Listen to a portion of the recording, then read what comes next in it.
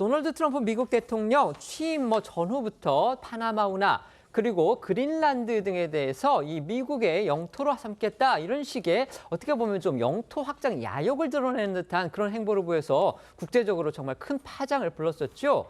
그런데 현지 시각으로 어제입니다.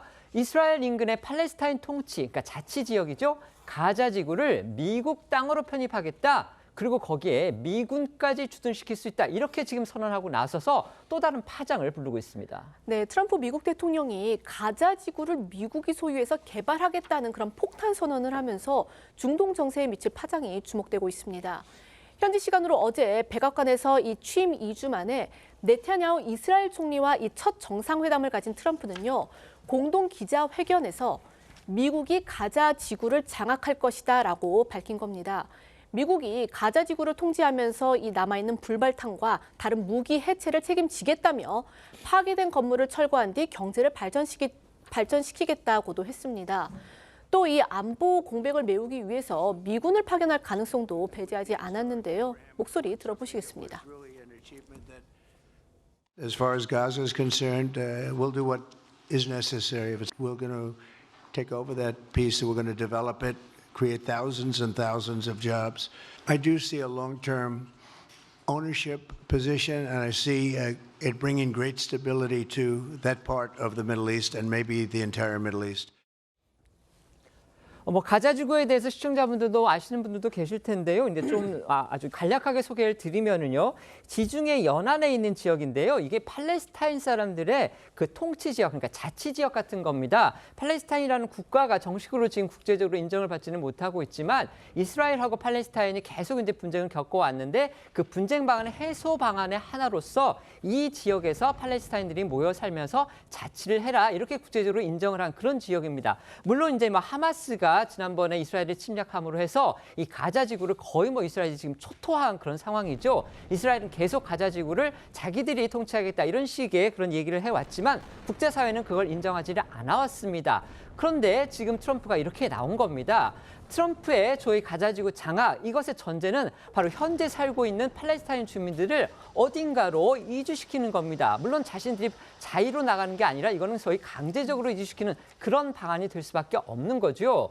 트럼프는 이렇게 주장을 했지만요. 주변국들을 비롯해서 국제사회는 트럼프의 그런 논리에 대해서 명확히 반대 입장을 밝혀왔고 지금도 마찬가지입니다.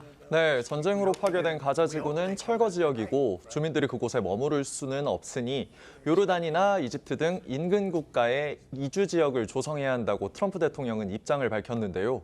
하지만 국제사회는 이스라엘과 팔레스타인이 각각 주권 국가로 공존하는 두 국가 해법을 지지하면서 주민의 강제 이주에 반대하고 있습니다. 트럼프가 언급한 요르단이나 이집트를 포함해 주변 아랍국들은 미국 국무장관에게 서한을 보내 가자 주민 이주에 반대하는 입장을 공식적으로 재확인했고요. 사우디아라비아는 트럼프의 기자회견 직후 다시 한번 반대를 표명했습니다. 하마스도 즉각 반발 성명을 냈습니다. 네, 팔레스타인 무장단체 하마스도 성명을 통해 이스라엘 점령군이 대량 학살과 이주 범죄에 대한 책임을 지는 대신 처벌이 아닌 보상을 받고 있다라고 지적하면서 우리는 가자지구 주민들이 떠날 수밖에 없다고 말한 트럼프의 발언을 거부하며 그의 발언은 이 지역에 혼란과 긴장을 조성하는 것이라고 했습니다. 이어 이 같은 계획이 통과되게 허용하지 않을 것이고 필요한 것은 우리 국민에 대한 점령과 침략을 종식하는 것이지 그들을 땅에서 몰아내는 것이 아니라고 했습니다. 하지만 트럼프하고 정상회담을 가진 네타냐후 이스라엘 총리는요, 이 트럼프의 구상에 대해서 이거 괜찮다 이런 식으로 또 화답을 했다고 합니다. 네타냐후 입장에서는 사실 가자 지구에서 팔레스타인을 몰아내는 게 자기 어떻게 보면은 정치적 수건 사업이기 때문에 아마 이렇게 반응을 보인 듯합니다. 네, 네타냐후 총리는 공동 기자회견을 통해서 난 트럼프 대통령이 우리의 노력에 큰 힘과 강력한 리더십을 더했다고 생각을 한다면서 함께 일하면 전쟁에서 승리할 뿐만 아니라 그의 리더십으로 평화를 이룰 것이다라고 했습니다.